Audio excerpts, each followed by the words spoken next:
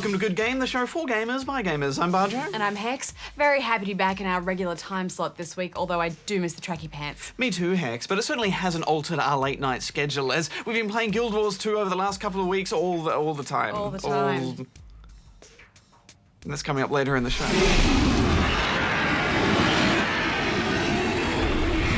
Plus, a father-son relationship is explored in the emotional fantasy of Papo Yo.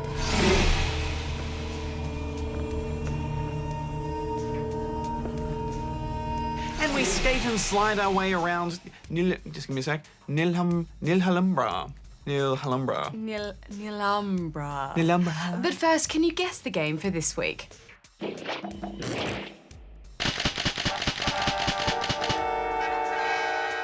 Nihilumbra.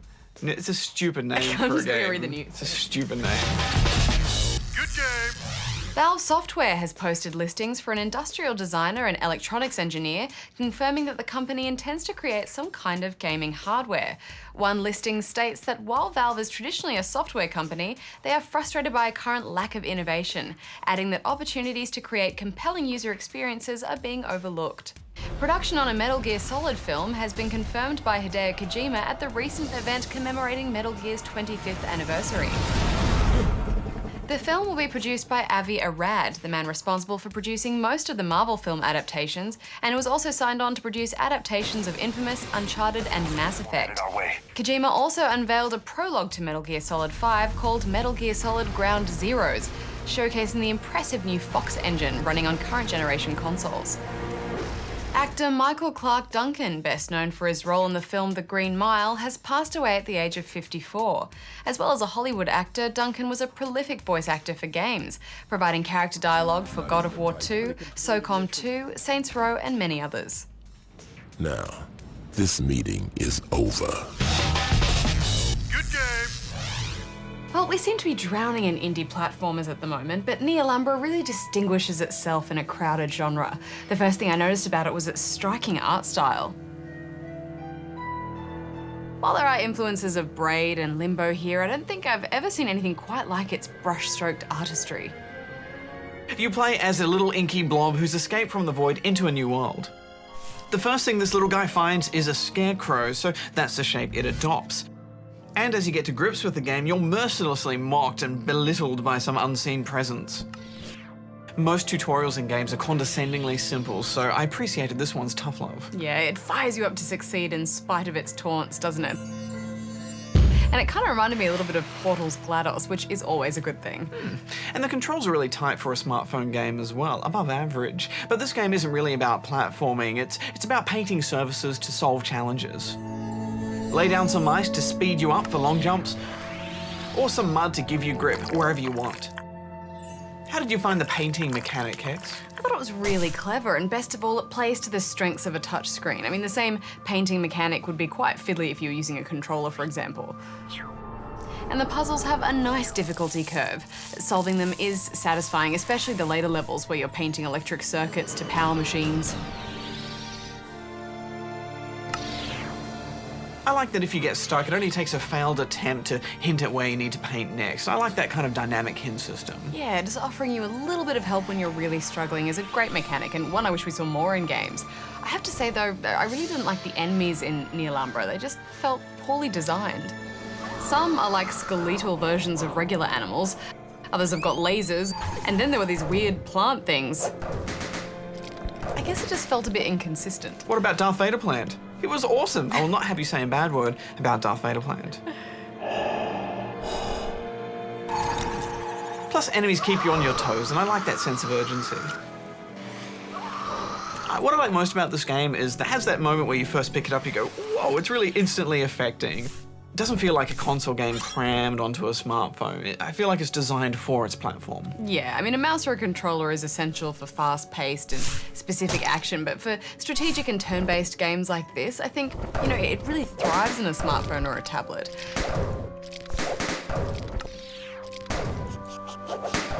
Yeah, I'm giving it 9 out of 10 rubber chickens. It's 8.5 from me. Good game.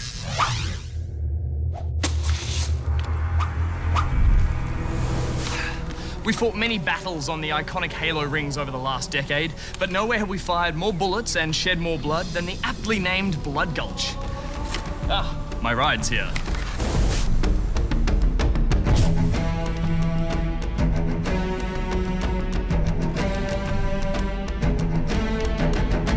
Halo's most famous multiplayer map has evolved over the years, congealing into Halo 2's coagulation and erupting into Halo Reach's hemorrhage. It looks so picturesque. Ah, so much serenity. Unfortunately, the defining characteristic of the Gulch is less about serenity and more about a killing field. While deathmatches aren't unheard of in the Gulch, the bases nestled at either end are perfectly suited to team games like Capture the Flag. Why are the red and blue teams fighting for ownership of this little gully? How did they even get there in the first place? These questions usually lurk at the back of our mind while we focus on more important things, like winning. Flag taken. Teamwork is at the core of the Gulch. Trying to make it alone across those empty grasslands almost always results in your instant demise.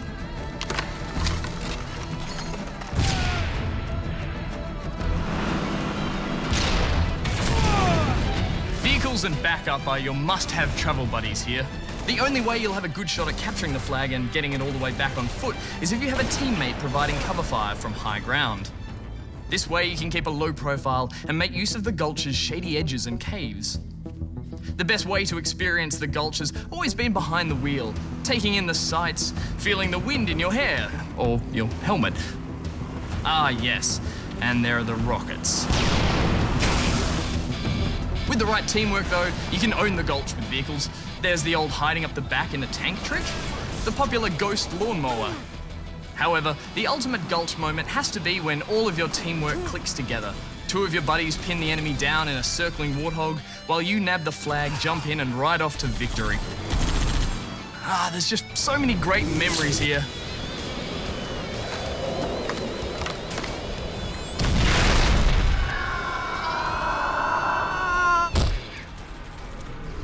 Blood Gulch. It's not as peaceful as it looks.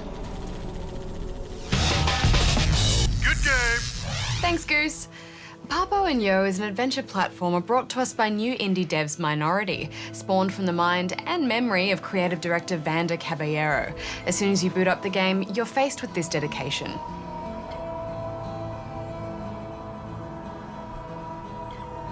So, straight away you're aware of the fact that this is a game with something very real and deeply personal to say. You play as a small boy by the name of Kiko, who retreats into a kind of surreal fantasy world to escape his terrifying reality. Somewhat like the White Rabbit in Alice in Wonderland, he follows a girl who seems to be a part of this strange world, as she is always just out of reach and disappearing through her own sets of magical doors and escape holes. The girl shows Kiko how he can interact with chalk drawings that she's left in and around the environment, allowing him to move and shape the world.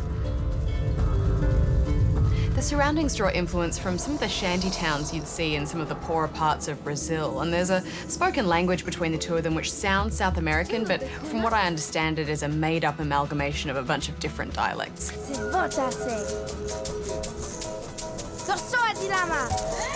And it gives the impression of a world that's been constructed of dreams or memory fragments, and it doesn't all quite make sense, and the rules of physics don't apply, so anything is possible. It's wonderfully childlike in its design and construction. Chalk drawings will come to life to reveal doors and stairs, and picking up and moving small objects will translate into movement of entire buildings. It's as if you're imagining yourself as a giant overseeing a city on your bedroom floor. Yeah, and further to that Alice in Wonderland theme, a lot of the design elements and the platforming in this game really reminded me of Alice Madness Returns. The chalk drawings, the invisible platforms, and that kind of extended second jump, and a lot of the platforming becomes about trying to judge the distance between platforms, and it's really quite difficult. That said, this is an indie title with some really great ideas, but sadly some pretty rough execution. Yeah, the movement system is a little clunky. Also, it's not very challenging. There's not a puzzle here that's really going to tax your brain, but I was fine with that, Hex, because most of the tasks that you're performing here are just a way for the game to play out its core message. It's a method to do that.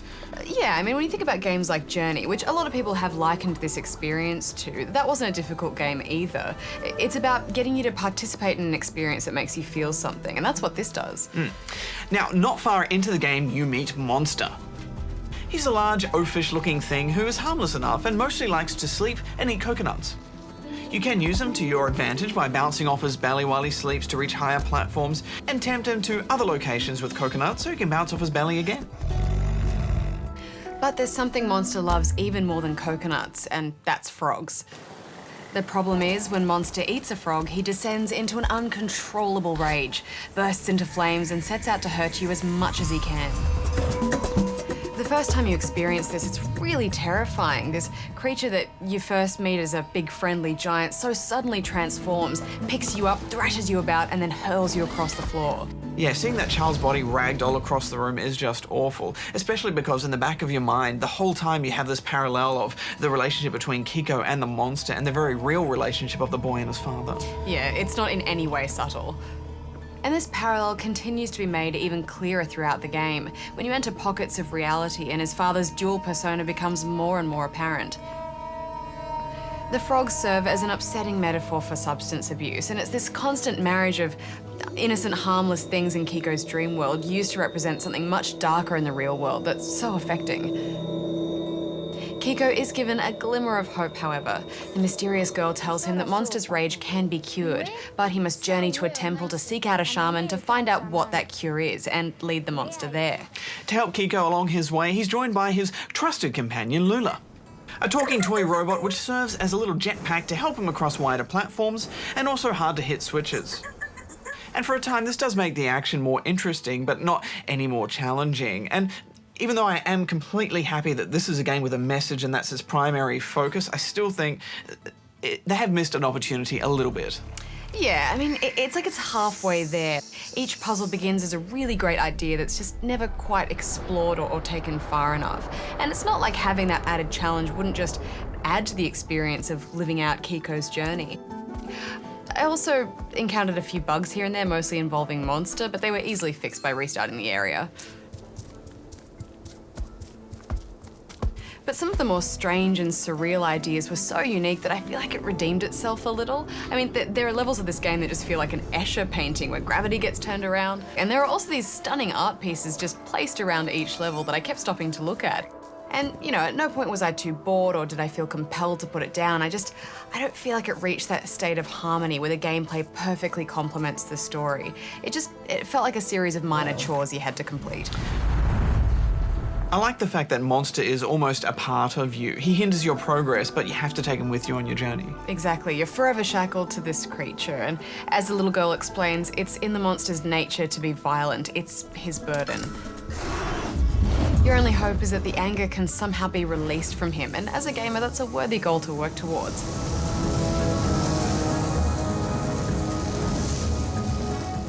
This game is very heavy on its important message, and that does come at the expense of gameplay, so this isn't for everyone. But I found it a very memorable experience, and for an indie dev, they pulled off a pretty great concept here. I'm giving it 6.5 out of 10 rubber chickens. Knowing the story that this game is trying to tell comes from such a personal place makes every metaphor really hit home. And I think it's just great that games like this are getting made.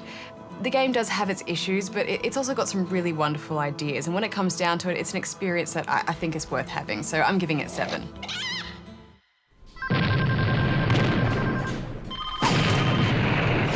I grew up in a small town in Iowa, and it was a farm town.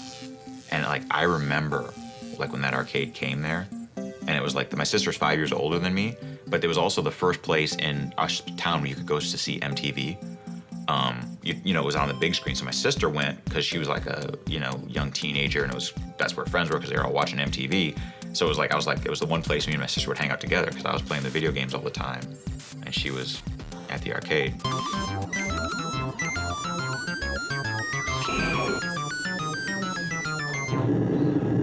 I have no idea why there was these German tourists in Iowa. This is I think about this now. At the time, I was just whatever. But I was playing Miss Pac-Man, and then their accented English, they were I'm whatever, 10. They're like, can you train us to play this game? And I was like, yeah, I can train you. And they're like, we'll give you whatever, 50 cents. I'm like, wow, awesome. So I trained this German tourist how to play Miss Pac-Man. So that was my first paying video game job. Good game.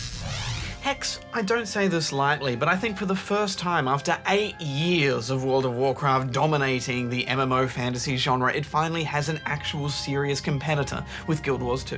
Whoa! Whoa! Let's take it there.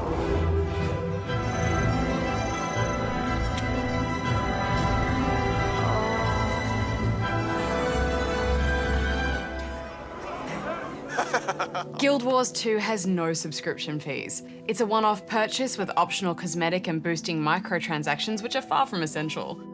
I mean, this is a very important step for MMOs. Absolutely. Subscription fees mean commitment, and more, today's modern gamer doesn't want to be tied down. There's so much gaming choice out there. And as a bonus to no subs, this game is also very good indeed. And it's massive in scale. Environments are multi-layered, textures are crisp, and the views are beautiful. From the grass that's waving in the wind to the huge vistas. Oh, Baja, I was in slow pan heaven. You can tell that a game has a strong art team behind it when even the most boring of locations like a swamp are just beautiful to look at. Oh, and the reflections, Hex. Dem reflections. I just feel like every section in this game has been crafted so that you can look in a particular direction and see something jaw-dropping, and often you can actually go there. I mean, Guild Wars 2 is a painting. The presentation and speech bubbles, the color palettes, I mean, even the ability bars are pretty. Each location also inherently feels like it belongs to the inhabitants that live there and the race that you play in that zone. The Char have a metallic industrial junkyard feel, and the yellow rust colours continue all throughout their land. The giant Nord race are set in icy Viking-filled plains full of wildebeest and snowball fights. Mac, I'm here for backup. And the Silvarians, in their lush forest setting, they look like they've grown out of their surroundings. Hex, I love the design of this race, but I hated them. I hated the tree people. Everything is all awakening from a dream and fighting the nightmares. But for now, you live in the dream. Yeah, but I feel like you go into a nature-based race knowing these things. Oh no! Stop it! I like that name! Stop it! I just really like that these weren't cut and paste fantasy races of just elves and gnomes and dwarves. For example, the Azura are a bit like gnomes, except they're much more uppity and proud. And like much of this game, their homeworld is so conceptually strong. This giant cube in the sky, wonderful. And then there's the humans, which are often the most boring race in an MMO, but it needs to be there. And here I actually really liked them. I mean, their world is definitely the standout with a huge city and just stunning views. Oh, that beautiful glass area with the hedges. It has been a long time since an MMO has made me want to just walk around and look at stuff and explore the world. And I thought the Human Zone might be a nice place to start a human male character, maybe a Guardian class, and then look who decided to show up. I'll go. Captain Thackeray's never failed Divinity's Reach. Nolan Bloody North. Eat my dust! Don't get me wrong, he's an amazing voice actor. His work early this year in Spec Ops deserves some sort of video game Oscar, but get out of my fantasy, Nolan. Urge to kill rising! Yeah, I mean, it may just be that we have the fortune to play so many games, particularly with him in it, but when you're a human male and you've just got a bunch of other Nolan Norths all standing around you, it can get pretty crazy. Eat my dust! Eat my dust! Eat my dust! Eat my dust! Refreshing.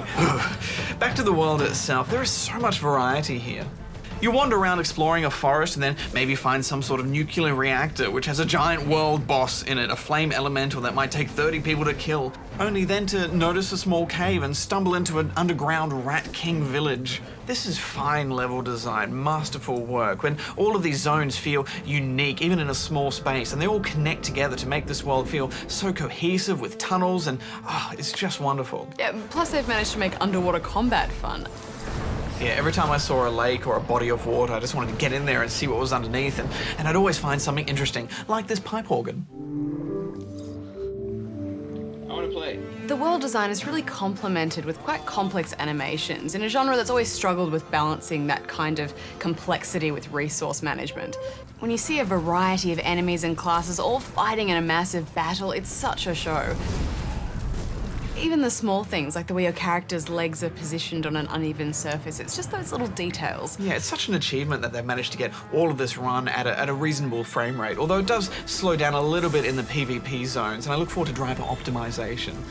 The developers took a lot of cues from console games when designing this combat, which is why it feels so reactive. Abilities hit with weight and speed, and you can set one ability to always be on auto attack, which frees up your strategies. Most classes can swap weapons within a battle, and your fixed abilities are based on the weapon you're using, so this changes up the gameplay at any time.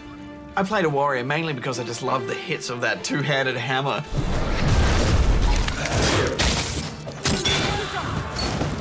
But I can mix that up with a mace or an axe or two axes or a shield or a greatsword. I can just combine all of these things and have different types of gameplay whenever I like. And that flexibility means that you're not going to get sick of those combat cycles, which is a very common thing in MMOs. Ever the keen archer, I picked the ranger class with my trusty pet. I love the bow animations, but when I had a torch and a sword equipped, I was just leaping about in a chaos of fire. And I love all the nature-based attacks as well, like calling down birds from the sky to attack enemies, or my favourite, Call of the Wolf. Which you said every time you called the wolf. Call of the Wolf! Call of the Wolf! And the best part is all of these abilities are fun and useful, and you have to make choices about which ones you unlock. And they also work together in a complex way we're still discovering. For example, if you lay down a whole bunch of fire and someone shoots an arrow through it, that arrow catches on fire and does extra damage. Incredible. Amazing. Now, there's no dedicated healer class in this game. You just look after yourself. And while there's something to be said for the character model of, you know, having a dedicated healer, that's your role. No one else can do that but you. That's quite fun, but it also really locks you in, doesn't it? It does. And, you know, the first instance was quite confusing with everyone just running about and the boss attacking everyone and everyone helping each other up. But after we got the vibe of it, we started to customize a bit more for those classic kind of roles. But with that flexibility, I think it works. I did find it a little bit difficult to keep an eye on enemy AoEs though. I mean, there's no beautiful wave indicators like we saw in Secret World. Yeah, they were very good, weren't they? And I found it hard because the animations don't telegraph that much. Still, it's accessible but deep combat, isn't it? Yeah, and I like that when you're downed in a battle, you have a chance to come back, or you can wait for a friend to revive you quickly, and that plays into the core of this game, the real focus, which is bringing people together. This looks amazing. Goose, do you have a pet pig? Oh, that's... And we should all jump off at slightly different angles. It's about community, and, you know, trying to sync up your quest log with someone who's a few levels below you in an MMO is a nightmare, and it's always boring going back and repeating content, or almost always boring, but all of that has been eliminated here. There is no quest log. You just go out into the world, take part in events, whether it be fighting a giant world boss or throwing snowballs at children. You just get out there and do it. It's a bold system, and I especially liked the multiple options you have in a quest to complete it. So there are also more story-focused missions where you're just along for the ride, and this will send you around the world.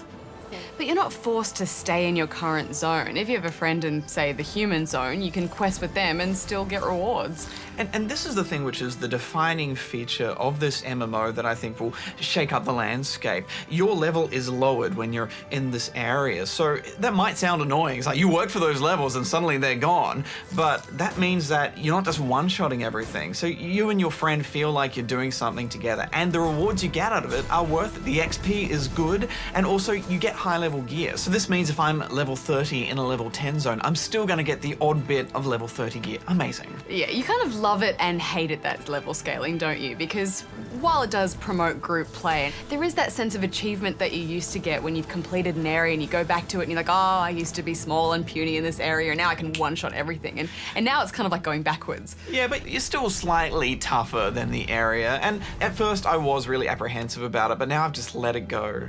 I have to say I was surprised at the hefty focus on platforming. And we're so used to games like this trying to throw us off stuff we're not meant to be jumping on, whereas here, if you see a castle, generally there's some reward for climbing to the top of it. And this questing, Hex, it's so freeing just going out in the world and taking part in things. And it reminds me of the best bits of WoW and Warhammer Online, and especially reminds me a lot of the best parts of Rift. Waypoints can become contested because NPCs are overrunning it and attacking everyone that lives there. And you'll always see little enemies fighting each other and having little battles off in the distance. It does remind me of Skyrim a lot too at times. It's a dynamic, living, breathing world. And there's just so many little shortcuts and nice touches. Guilds are cross-server and you can be a member of more than one. We named ours Callan's Beard. Crafting has its own bank and it's shared across characters, and you can dump all of your mats at any time, anywhere in the field with one click of a button. Inventory management is top-notch, and I love that there's a sell junk button. You can also draw lines on maps for PvP strategy, sort of like a football play in American Gridiron, although it sometimes leads to sneaky peens. It always leads to sneaky peens. And on top of that, you can mail anything to anyone at any time without having to go find a mailbox. And there's a fast travel system. You can teleport to any waypoint you've previously discovered for a few copper. Incredible. And there's no resource stealing or kill stealing or loot stealing. Everything you see is your own. If you chop down that tree, it's going to be up for someone else. It's like there's this MMO rulebook, and this game has just thrown it out the window. And then it leaves us wondering why those rules were ever there in the first place. And I think future MMOs will all take cues from this model as well. The only real disappointment for me in this game was the world versus world big PvP zone. It just felt a bit too much like old Alterac Valley, you know, with a ranged tug-of-war fight and resources and NPCs. I have not given it enough time though, so I'm going to put that on the back burner for now. But the PvP battlegrounds are excellent. All the maps are winding corridors, so you can actually hide behind cover and avoid projectiles. All of that works rigidly and works well. And everyone is pumped up to level 80 with all of your gear and abilities unlocked. I just love that it's a level playing field, so that it's about skill rather than how long you've been grinding for. Yeah, that took me a while to let go of, but I'm on board now. And it also lets you test out your endgame abilities, such as the Juggernaut, which I loved pulling out and terrifying Goose with. Not feeling well. Nuts.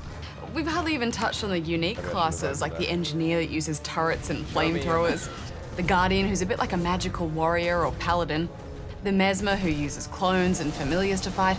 You lost the graveyard. There's just not much to complain about here. I even grew to love those 2D cutscenes for their beautiful concept art. I mean, everything has that painterly look to it that's just so nice. And of course, the customization of your character. Papo, I had hairgasms. It's not just big helmets of hair either, but movable and swishes like in a shampoo commercial. Look at my hair, it's magical and shiny and it's glossy and it's long. Oh, I spent an extra hour on customization alone. I'm just looking at my hair. Oh, it's so beautiful. Oh, get no, no, All done. Papo. All done. Get away! You're so big and ugly. I'm just trying to keep up with you. Are we questing? Is this a quest? Yes. At the end of the day, the most important thing for me is that lack of pressure. I don't feel like I have this giant to-do list to get through with a subscription fee just ticking away. I can just log in when I want and muck about with friends in this beautiful fantasy world. So I loved it. I'm giving it 9.5 out of 10. I really struggled to score this game, Hex. You know, I think back to the Secret World, and I love that game for its innovation and questing, and it was beautiful, but the world itself wasn't that pleasant to just roam around in retrospect. All of that is different here. This is a world I want to be in and move around in and live in, and I want to play with my friends in these zones that are lower because I haven't been there before. This MMO does everything I've wanted an MMO to do for a long time, and it has no subscription, so I'm giving it 10 out of 10 rubber chickens. Whoa! It's worth it, Hex. It's worth it. You ready, move? Oh, damn. No. Oh! Good game. So did you guess the game for this week? It was Army Men, an RTS from 1998 where you controlled plastic army men in a range of battles. The series had a bunch of sequels and was home to Vander Caballero for a while, who gave us this week's Papo Yo. Next week on the show, we pit Panda against Logwoman in Tekken Tag Tournament 2.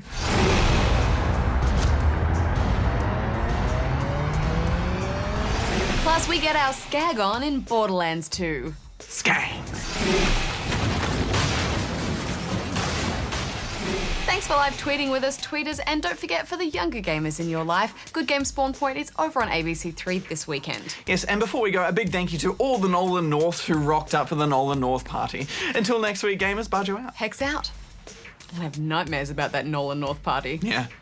Eat my dust. He made us. He made us. Eat my dust. Everybody please spread car around the packing job. That's how he talks.